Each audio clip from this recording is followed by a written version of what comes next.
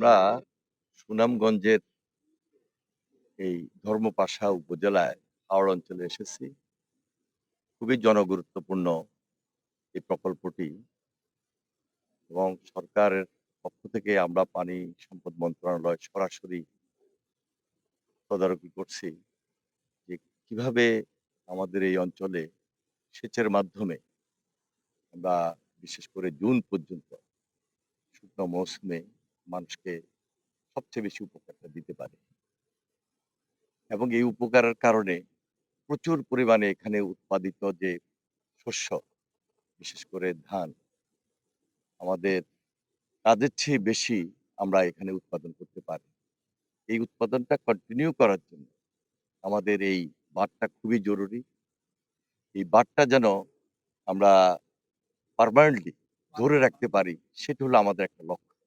আরেকদিকে এখানে অনেকগুলা ডুবন্ত বাঁধ আছে।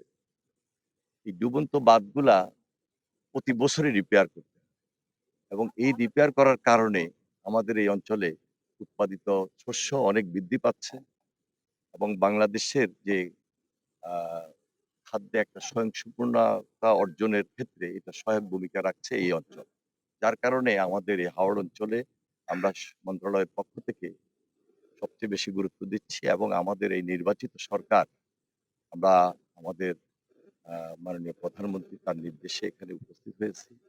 তিনি আ সবসময় খোঁজখবর রাখছেন এবং আমরা দায়িত্ব নিয়েই আজকে মানুষের পাশে দাঁড়িয়েছি। এটা আমাদের নির্বাচনী প্রতিশ্রুতি।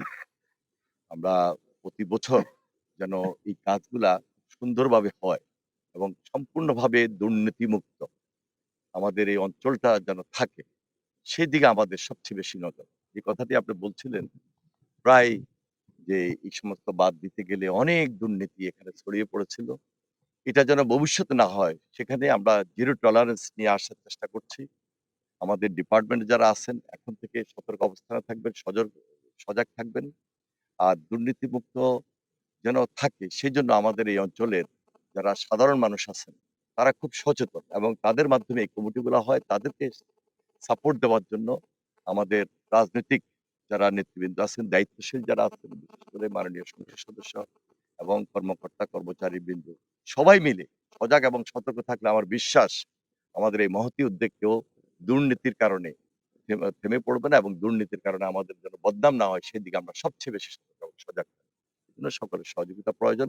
আমরা সকলের সহযোগিতা নিয়ে আগামী দিনে এই কাজগুলোকে আরো বেশি ত্বরান্বিত করে জনগণের পাশে সুবিধাটা জনগণের দোরগোড়ায় নিয়ে যাওয়ার চেষ্টা